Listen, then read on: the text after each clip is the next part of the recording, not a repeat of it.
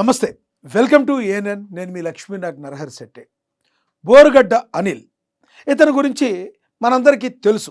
ఎందుకంటే నోటికి ఇష్టం వచ్చినట్టు పని చెప్పి పిచ్చ తిట్లు, అమ్మనా బూతులు, ఆడవాళ్ళని అసభ్యకరంగా బూతులు, పిచ్చ తిట్లు తిట్టి గతంలో ఆయన ఒక సెన్సేషన్గా తయారయ్యాడు. సోషల్ మీడియా ఓపెన్ చేయంగానే ఆయన మాట్లాడిన దరిద్రాలన్నీ కూడా ఓపెన్ అయ్యాయి.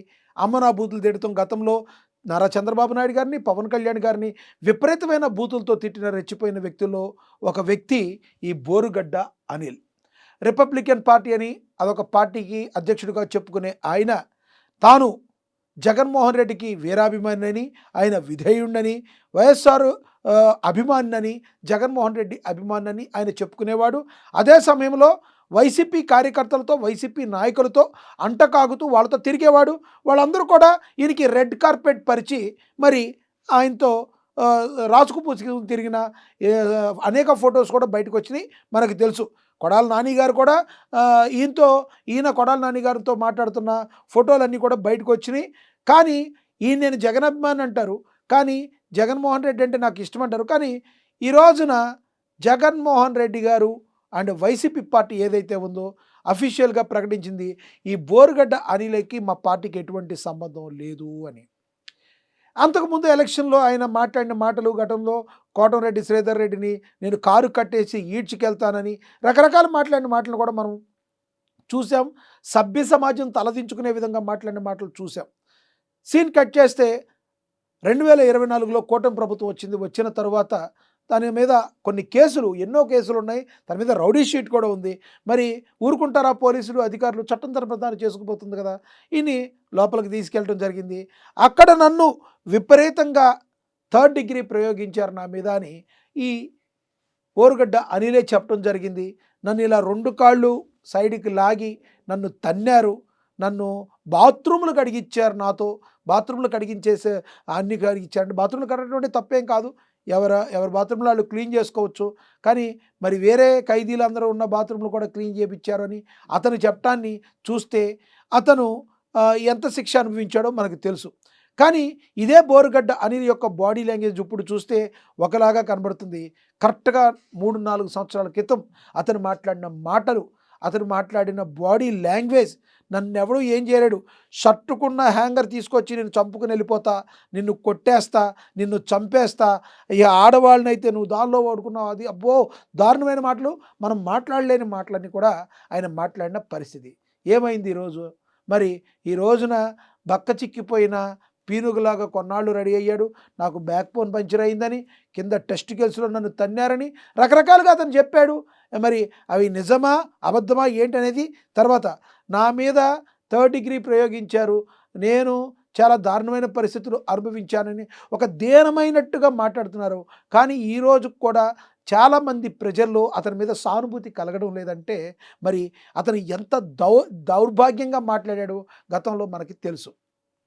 ఇలాంటి బోరుగడ్డ అనిల్, నేనంటే వైసీపీ అంటే నేను లేకుండా వైసీపీ లేదన్నట్టుగా జగన్మోహన్ రెడ్డి గారు నేను జిగిరి దోస్తులు అన్నట్టుగా మాట్లాడే మరి ఈ అనిల్ని, బోరుగడ్డ అనిల్ని, ఈ పార్టీకి మాకు సంబంధం లేదు, ఈ పార్టీకి అనిల్కి సంబంధం లేదని తేల్చి చెప్పేసింది మరి వైసీపీ పార్టీ. ఇక్కడ సమస్య అలా ఏంటంటే వైసీపీ పార్టీ ఇప్పుడెందుకు చెప్పింది, ఇదేదో అప్పుడే చెప్పొచ్చుగా అనేది రాజకీయ విశ్లేషకులు ఎంతోమంది మాట్లాడుతున్న పరిస్థితి. అసలు బోరుగడ్డ అనిల్ విషయంలో వైసీపీ పార్టీ ఇప్పుడు చెప్పిన దానికి సంబంధించి అసలు ఎలా చూడాలి, ప్రజలు ఏమనుకుంటున్నారు? మరి సీనియర్ జర్నలిస్ట్ అక్షర్ సత్యం గారు ఉన్నారు, ఆయనకు ఒకసారి ఫోన్ చేద్దాం, ఆయన ఏం మాట్లాడుతున్నారో, ఆయన ఏమంటారో, ఆయన విశ్లేషణ ఎలా ఉందో ఒకసారి ఆయన మాటల్లో మనం విందాం. అసలు బోరుగడ్డ అనిల్ అనే వ్యక్తి గతంలో మాట్లాడిన మాటలు చాలా దారుణమైన మాటలు. ఈయన మన సీనియర్ జర్నలిస్ట్ అక్షర్ సత్యం గారు అందుబాటులోకి వచ్చారు, ఒకసారి ఆయనతో మాట్లాడదాం. అక్షర్ సత్యం గారు నమస్తే సార్. సార్ నమస్కారం సార్.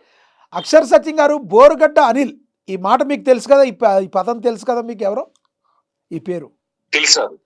ఈ వ్యక్తి జైలుకి వెళ్ళాడు. జైలు నుంచి వచ్చిన తర్వాత కొన్ని మీడియా ఛానల్లో ఇంటర్వ్యూ ఇచ్చాడు, నా మీద థర్డ్ డిగ్రీ ప్రదర్శించారని చెప్పి. కానీ ఇప్పటికీ కూడా ఆయన జగన్మోహన్ రెడ్డి అండదండలు లేకుండా నేను బయటకు వస్తానా, నేను బయటకు వచ్చానంటే కారణం జగను. నేను వైఎస్ఆర్ అభిమానిని, జగన్ అభిమానిని మరి అని చెప్పి ఆయన మాట్లాడుతున్న మాటల్ని ఇప్పుడు వైసీపీ పార్టీ ఖండించింది. వైసీపీ పార్టీ అతనికి మా పార్టీకి ఏమీ సంబంధం లేదని ఇప్పుడు చెప్పింది. దీన్ని ఏ రకంగా చూడాలంటారు? సార్ ఇప్పుడు బోరుగడ్డ అనిల్ కుమార్ గారి ఉదంతాన్ని వన్ సైడ్ గా ప్రేమిస్తూ రెచ్చిపోతున్న రాజకీయ నాయకులకి లేదా అధికార ప్రతినిధులకి లేదా కార్యకర్తలకు అందరికి ఒక ఆదర్శంగా తీసుకోవాలి సార్. ఎందుకంటే కన్ను మిన్ను కాకుండా పార్టీ అధికారంలో ఉంది కదని మా వైసీపీ పార్టీ అధికారంలో ఉంది, మా జగన్మోహన్ రెడ్డి గారు మమ్మల్ని కాపాడతారు అని కన్ను మిన్ను కాకుండా బూతులు మాట్లాడుతూ ఆడిపెళ్ళాలని ఈడు కూతుర్ని బూతులు తిడుతూ నేను అంతు చూస్తాను రేప్ చేస్తానని మాట్లాడుతున్న నాయకుల్లో బోర్గడ్డ అనిల్ గారు ఒకరు. ఆ రోజు బూతులు తిట్టినప్పుడే బోరుగడ్డ అనిల్ కుమార్ గారికి మాకు సంబంధం లేదు, మా పార్టీకి సంబంధం లేదని వైసీపీ పార్టీ అధికారికంగా ఇయాలైతే ఏదైతే ప్రకటించిందో ఆ రోజు ప్రకటించి ఉంటే ఈ రోజు వైసీపీ పార్టీ అధికారులు ఉండేదేమో. అంటే అంత ఇంపాక్ట్ కలిగిందంటారా నాని గారు? ఏదండి అంత ఇంపాక్ట్, అంత దారుణమైన ఇంపాక్ట్ ప్రజల్లో వైసీపీ పార్టీ అంటే బోరుగడ్డ అంటే వైసీపీ అని ప్రజలు నమ్మారంటారా? ఇప్పుడు బోరుగడ్డ అనిల్ ఒకటే అంటలేదండి, బూతులు అంటే వైసీపీ, వైసీపీ అంటే బూతులు అన్నంత ఇన్ఫాక్ట్ ప్రజలు అనుకున్నారు కాబట్టి వైసీపీని ఓడించారు. నేను గతంలో అనేక సార్లు కూడా మీ డిబేట్ లో కూడా చెప్పా, వైసీపీ పార్టీ పరిపాలన మరీ అంత దారుణంగా లేదని. సంక్షేమ పథకాలు అమలు జరపడంలో వైసీపీ పార్టీ అమలు జరిపినట్టుగా ఏ పార్టీ కూడా అమలు జరపలే. అది పొలాలు అమ్మేశారా, స్థలాలు అమ్మేశారా, రాష్ట్రాలు అమ్మేశారా అన్నది వేరే విషయం. అటువంటి పార్టీకి కేవలం 11 సీట్లు రావడానికి కారణం కొడాలి నాని గారు మొదలెట్టారండి. నీ అమ్మ మొగుడా అని మొదలెట్టాడు బూతుబాబు. ఆ రోజు కొడాలి నానినే ఖండించి ఉండి ఇతనికి మా పార్టీకి సంబంధం లేదని ఉంటే సరిపోయేది. కానీ కొడాలి నాని ఖండించలేదు, బహుశా అగ్రవర్ణం చెందిన వ్యక్తి అని అయి ఉంటది. అలాగే విజయసాయి రెడ్డి గారు ట్వీట్లు ఎలా మాట్లాడేవాడు అంటే చులకనగా మాట్లాడి కొన్ని వర్గాల్ని కొన్ని కులాలని పవన్ కళ్యాణ్ లాంటి వాళ్ళకి ఎంత చులకనగా మాట్లాడేవాడో. కానీ విజయసాయి రెడ్డి గారికి వ్యతిరేకంగా ప్రకటించలేదు, విజయసాయి రెడ్డి గారు మాకు సంబంధం లేదని అల్లా. అలాగే ఒక అంబటి రాంబాబు మీద కానీ, ఒక పేరు నాని గారి మీద కానీ, ఒక పెద్దిరెడ్డి రామచంద్రారెడ్డి కానీ, లేదా రెడ్డి సామాజిక వర్గం మీద చెందిన ఎంతో మంది బూతులు తిట్టారు. వాళ్ళు ఎవరిని ఖండించలే. ఒక దళిత వర్గాలకు చెందిన బోరుగడ్డ అనిల్ మీద ఎందుకు ఖండించారు అనేది దళితులు గాని, బీసీలు గాని, మిగిలిన కులాల కానీ అర్థం చేసుకోవాలి. రేపు పొద్దున అంబటి రాంబాబు పరిస్థితి ఇదే పరిస్థితి వస్తుంది. రేపు పొద్దున అంబటి రాంబాబు కూడా ఏదైనా మా పార్టీకి మా అధికారానికి అడ్డంటే రేపు పొద్దున అంబటి రాంబాబు, పేరు నాని, కొడాలి నాని వీళ్ళందరూ వీళ్ళ కూడా మాకు సంబంధం లేదని అంటారు వైసీపీ. ఎలా అంటారు సార్? వాళ్ళు మంత్రులు ఉన్నారు, మా ఎమ్మెల్యేలుగా మంత్రులుగా రిప్రజెంట్ చేసిన వాళ్ళు సంబంధం లేదని ఎలా అంటారు? ఇప్పుడు మంత్రి కాదు కదండి అంబటి రాంబాబు. ఇప్పుడు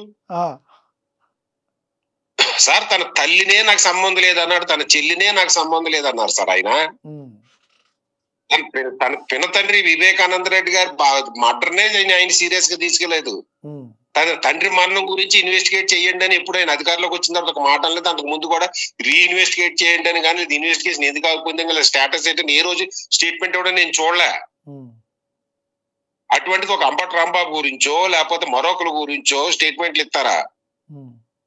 ఇప్పుడు మాట్లాడితే పవన్ కళ్యాణ్ దళితులకు అన్యాయం చేసేస్తున్నాడో లేదా పవన్ కళ్యాణ్ తన పార్టీ నాయకులకు అన్యాయం చేసేస్తున్నాడు అని గోల్ పెట్టే వైసీపీ ఇవాళ బోరుగడ్డ పడింది. ఇదే సాక్షి మీడియాలో వైసీపీ పార్టీకి చెందిన బోరుగడ్డ అనిల్ కుమార్ కార్యాలయంపై దాడి చేశారని సాక్షిలో వార్త వచ్చినట్టు నేను చూశాను. మీ అందరూ కూడా చూసాం, అది చదివాము. టీడీపీ నేతలు చాలా దారుణానికి ఒడిగట్టారని సాక్షి మీడియాలో ఒకసారి వచ్చింది, అది చూసాం మేము కూడా. మరి ఆ రోజు మా వైసీపీ నాయకుడిని ఓన్ చేసుకుని ఈ రోజు మాకు వైసీపీకి బోరుగడ్డ అనిల్ కి వైసీపీకి సంబంధం లేదు ఎందుకని ఉంటారంటారు? అప్పుడు ఖండించిన వాళ్ళు ఇప్పుడు ఎందుకు ఖండించారంటారు? కారణం ఏంటంటారు? అదే అడుగుతున్నాం. అండి ఇప్పుడు అంత బిజినెస్ అండి, బిజినెస్ మోడల్. రాజకీయ పార్టీలు అంటే బిజినెస్ మోడల్. అటువంటిది జగన్మోహన్ రెడ్డి గారి విషయంలో ఇంకా బిజినెస్ మోడల్. ఆయనకి బిజినెస్ తెలుగుదేశం పార్టీని నెత్తిన పెట్టుకోవట్లే. ఇక్కడ జగన్మోహన్ రెడ్డి గారి పార్టీకి సంబంధించిన ఇష్యూ కాబట్టి దాని మీద డిస్కస్ చేస్తున్నాం మనం. అంటే పార్టీకి ఈయన డ్యామేజ్ అవుతున్నాడని ఏమైనా గ్రహించారంటారా? అందుకని మాకు సంబంధం లేదన్నారంటారా? ఇప్పుడు వాళ్ళకు ఇప్పుడు వైసీపీ పార్టీకి ఏదో రోజుని జ్ఞానోదయం అవ్వాలని అందరూ ప్రజలు కోరుకుంటున్నారు సార్. ఎందుకంటే వాళ్ళకి జ్ఞానోదయం అయితే కనీసం ప్రతిపక్ష స్థాయిలోనే ఉంటారు, లేదా అధికారానికి వెళ్ళి స్థాయిలో వాళ్ళు జ్ఞానోదయం అయ్యి వాళ్ళ తప్పులు తెలుసుకుని మేము తప్పు చేసాము, ప్రజలు క్షమించాలని కోరుకుని అధికారంలోకి వెళ్తే ప్రజల్లోకి వెళ్తే అధికారం వచ్చే అవకాశం కూడా ఉండొచ్చు. వాళ్ళకి జ్ఞానోదయం రావడం తప్పులేదు, రావాలి. కానీ అది ఎప్పుడో వచ్చి ఉంటే సరిపోయిందంట నేను అనేది. ఓకే. అలాగే మీ కులం వాళ్ళు గాని, అగ్రవర్ణాలు చెందిన మిగిలిన కులం వాళ్ళు కూడా ఇలాగే పచ్చి బూతులు మాట్లాడి వాళ్ళ మీద ఎందుకు చర్యలు తీసుకోవట్లేదు?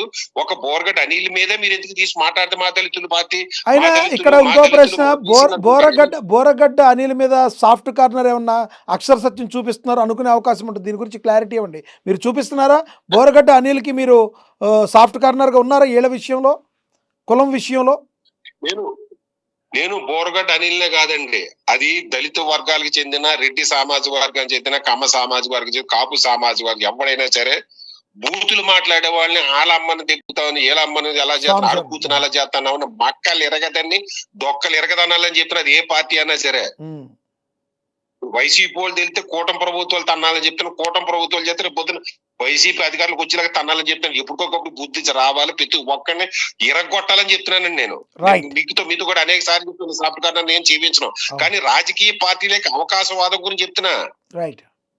మీరు అధికారంలో ఉన్నప్పుడు మా వైసీపీ పార్టీకి చెందిన వ్యక్తి మీద టీడీపీ పార్టీ దాడి చేసింది అన్న వ్యక్తులు ఈ రోజు మాకు సంబంధం లేదని అన్నారంటే మీకు అవకాశవాదం. ఒక పక్కన పిఠాపురాన్నమో దళితులకు అన్యాయం అంటున్నారా మీరు? పిఠాపురాన్ని దళితులకు అన్యాయం జరుగుతుంది, దళితులతో దళితుల హెడ్ మాస్టర్ మీద దాడి చేయించారు వైసీపీ వాళ్ళు. ఆ దళిత హెడ్ మాస్టర్ సస్పెండ్ చేసే వరకు ఒప్పుకోలేదు, సస్పెండ్ చేయించమని దళితులతో దాడి చేయించారు వీళ్ళు. నేను అనేది ఈ వర్గాలు అర్థం చేసుకోవాలంట. ఈ అగ్రవర్ణాల పార్టీలు కానీ లేదా రాజకీయ పార్టీలు తమ అవకాశవాదానికి ఎలా వాడుకుంటారో అర్థం చేసుకోండి. అలా కన్ను మిన్ను కాకుండా అధికారంలో ఉంది మా జగన్మోహన్ రెడ్డి గారో లేదా మా చంద్రబాబు నాయుడు గారో లేదా మరొక వ్యక్తి మా వెనకాల ఉన్నారని పచ్చి బూతులు తిడుతూ రెచ్చిపోతే బోరగడ్డ అనిల్కి వచ్చిన పరిస్థితి వస్తాదని చెప్తున్నాను. రాజకీయ నాయకులు కానీ కార్యకర్తలు కానీ ఈ గుడ్డిగా మూర్ఖంగా పడిపోయి సోషల్ మీడియాలో మూర్ఖంగా పడిపోయి సోషల్ మీడియా యాక్టివిస్టులు కానీ అని చెప్తున్నాను నేను. సో బోరగడ్డ అనిల్కి పట్టిన పరిస్థితే మరికొంతమంది నాయకులకు పట్టబోతుందని చెప్తున్న అక్షర సత్యం అనుకోవాలి, చెప్తున్నారు అనుకోవాలి. ఖచ్చితంగా ఇంకా పట్టాలండి. ఇంకా ఇప్పుడు సెలెక్టివ్ గా కాకుండా అందరి మీద కూడా యాక్షన్ తీసుకోవాలంట నేను అనేది. కూటమి ప్రభుత్వం అందరి మీద యాక్షన్ తీసుకోవాలి. సోషల్ మీడియాలో రెచ్చిపోయి లేదా రెచ్చిపోతున్న వ్యక్తులు అందరి మీద యాక్షన్ తీసుకోవాలి, కొంతమంది మీదే కాకుండా. రైట్ సత్యం గారు, మీ అభిప్రాయం తెలియజేసినందుకు ధన్యవాదాలండి. సో ఓవరాల్గా చూసాము, బోరగడ్డ అనిల్ ఎవరైతే ఉన్నారో ఇతనే కాదు, మరి ఇలాంటి వ్యక్తులు ఇంత దారుణమైన మాటలు మాట్లాడుతున్న మరి కొంతమంది వ్యక్తులు ఎవరైతే ఉన్నారో అందరి మీద కూడా కఠిన చర్యలు తీసుకోవాలి. ఇప్పటికైనా మరి వైసీపీ పార్టీ ఇలా ప్రకటించడానికి కారణం ఇది. గతంలో ఉన్నప్పుడే అతను బూతులు తిట్టినప్పుడే ఖండించుంటే బాగుండేది. అప్పుడు ఖండించకుండా ఇప్పుడు కళ్ళు తెరుచుకున్నందుకు ఇప్పటికైనా కొంత మేలు జరుగుతుంది వైసీపీ పార్టీకి అని చెప్పి అక్షర సత్యం గారు చెప్తున్న పరిస్థితి.